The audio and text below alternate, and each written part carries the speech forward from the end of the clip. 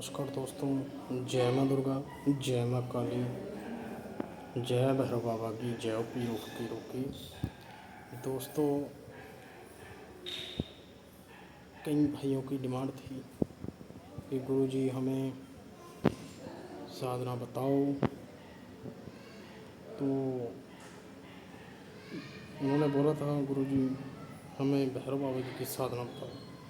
तो दोस्तों, आज मैं जो साधना बता रहा हूँ आपको, काल भैरव जी की साधना बताऊँगा दोस्तों।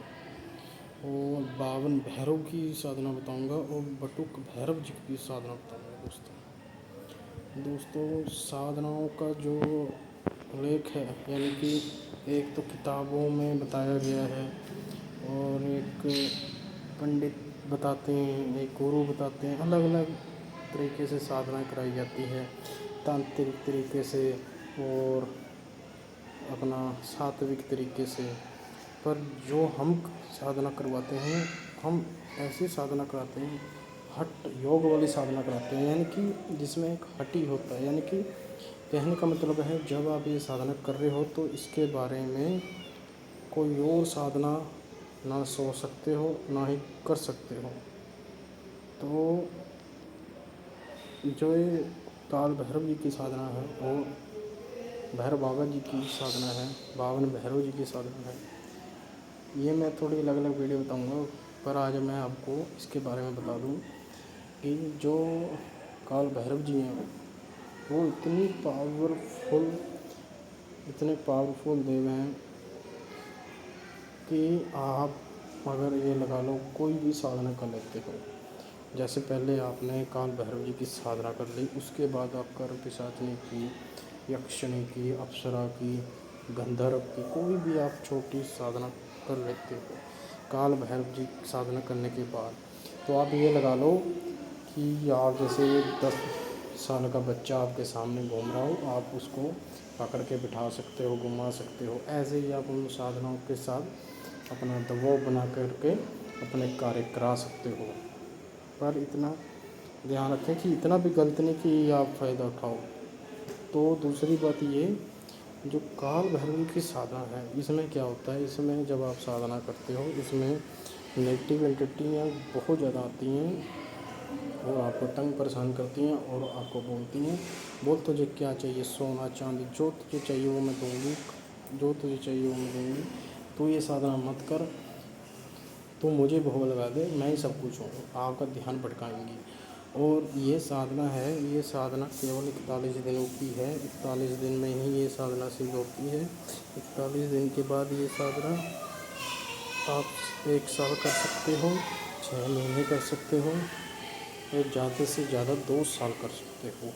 पर इतना ध्यान रखना, जब आप 41 दिन वाली साधना करोगे, आपको 10 से 15 दिन के अंदर अंदर ही एहसास होने लग जाएगा।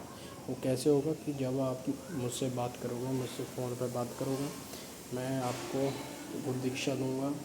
गुरु दीक्षा आप लोगे, उसके बाद मैं आपको गुरु मंत्र दूँगा। उसके बाद आपको मैं काल भैरव जी का बीज मंत्र दूँगा और देसी मंत्र दूँगा। और उसके बाद आपको साधना विधि बताऊँगा और आपको वस्त्र बताऊँगा और आपको स्थान बताऊँगा आपके घर पे।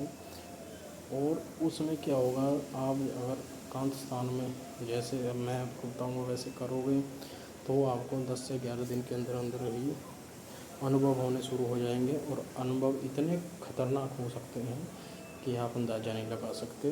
तो इसलिए हम काल भैरव जी की साधना से पहले हम कम से कम भी 10 से 11 दिन हम उनको, साधकों को, हम पहले गुरु साधना का मार्ग बताते हैं और गुरु साधना सिद्ध करवाते हैं, जिससे गुरु उनका पल पल ध्यान रखता है। जैसे मैं अपने चेले को बताऊंगा, तो मैं अपने चेले का पल पल ध्यान रखूंगा कि मेरा चेला क्या है, क्या कर रहा है। या चेला मुझे बता सकता है कि गुरुजी आज मेरे साथ ये हुआ, और वैसे भी गुरु उस पर ध्यान रखता है। जो हमारे बड़े गुरु होते हैं, जो स्वर्गवास हो चुके हैं, वो उन पर ध्यान रखते हैं। तो कहने का मतलब है, वो चारों तरफ से सील्ड होता है, इसलिए उसको जो नेगेटिव एनर्जी है वो पास नहीं आती। तो उसके बाद दोस्तों, मैं आपको बता दूं कि आपको मन कठोर करना पड़ेगा इस साधना के लिए, और आपको इस साधना से उठकर नहीं भागना और इस साधना से इधर उधर नहीं जाना। क्योंकि दोस्तों जो ये साधना है, ये साधना एक ऐसी साधना है कि अगर इसको कोई कर लेता है तो वो व्यक्ति जीते जी ही स्वर्ग में हो जाता है। कहने का भाव ये है दोस्तों। और दूसरा भाव ये है दोस्तों कि जो ये साधना है ये कभी भी किसी का नुकसान नहीं करती, और नुकसान सिर्फ उसका करती है जो काल भैरव के साधक को परेशान करता है बेवजह से। अगर वो दो बार एक बार परेशान करेगा उसको जब के साथ ही रिज़ल्ट मिलेगा, बिना कहे बिना बोले। तो इसलिए दोस्तों काल भैरव जी की साधना करने कोई बच्चों का खेल नहीं है, और इसमें आपका दिल मजबूत चाहिए। और जो भाई मुझसे पूछते थे कि गुरुजी बनाओ वीडियो, तो मैं इसलिए आपको बता रहा हूँ कि जो काल भैरव जी है उसके लिए आपको, उनकी साधना के लिए आपको कठोर होना पड़ेगा। कम से कम 11 दिन की ट्रेनिंग लेनी पड़ेगी, तब जा कर के आपको 41 दिन की साधना करनी पड़ेगी। नहीं तो अगर मैं सीधी आपको साधना दे दूँगा, आप 15 दिन में ही मेंटली अपसेट हो सकते हो और कुछ भी अनर्थ हो सकता है। अनर्थ कैसे होगा? अगर लगा लो 15 दिन आप लगातार बैठे हो और जाप कर रहे हो, ओम काल भैरवाय नमः, ऐसा नॉर्मल जाप कर रहे हो, वैसे बता रहा हूँ मैं, वो मंत्र नहीं बता रहा जो मैंने आपको देना है, नॉर्मल बता रहा हूँ। अगर आप बोल रहे हो ओम काल भैरवाय नमः, ओम काल भैरवाय नमः, आपको 16-17 में दिन ही अगर उनके काल भैरव जी के जो नीचे नौकर होते हैं अगर वही आपको दर्शन दे देंगे तो आपकी वैसे ही ढीली हो जाएगी।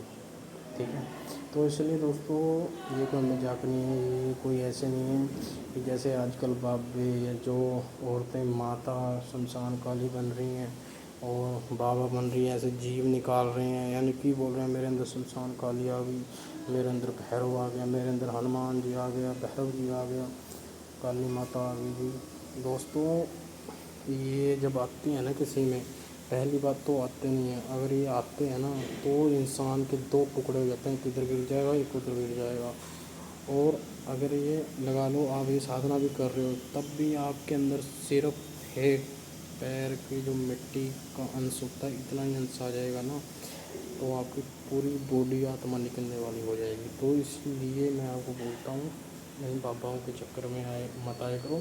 ये ऐसी पर्ची बना देते हैं इन्होंने, छोटी साधनाएँ करी होती हैं और मैंने पहले भी एक्सपोज किया है कई बाबाओं को। तो इसलिए दोस्तों इन पखंडियों से बचें, तो किसी के ना पैरों के हाथ लगाने से पहले 10 बार सोचें।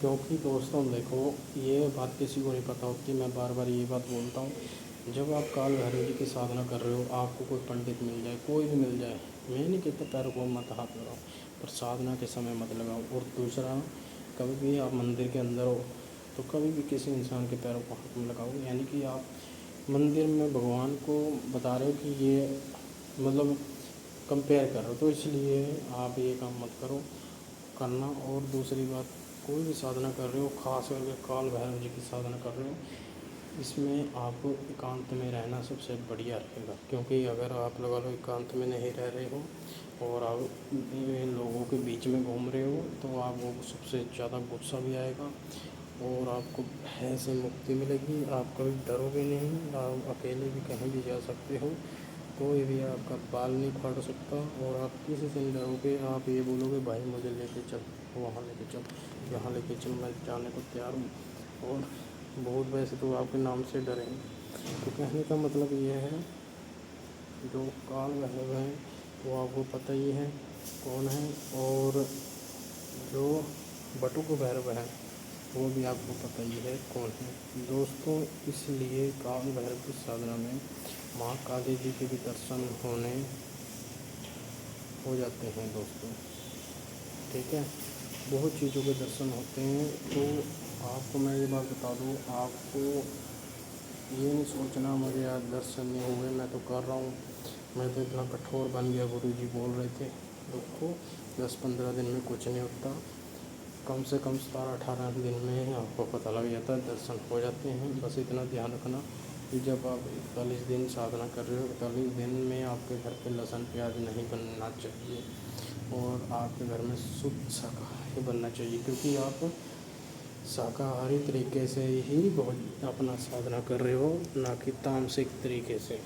ठीक है, अगर आप तामसिक करना चाहते हो वो भी कर सकते हो, अगर इस जैसे करना चाहते हो वो भी कर सकते हो, परंतु उसमें हम साधक को पहले ही चेतावनी दे देते हैं कि अगर कोई घटना होती है हम कोई जिम्मेवार नहीं हैं, हम केवल सात्विक ही साधना करवाते हैं दोस्तों। अगर कोई तामसिक में आना चाहता है, कोई तांत्रिक बनना चाहता है, वो भी बन सकता है, परंतु उसकी अलग लाइन है, हम अलग से बताते हैं।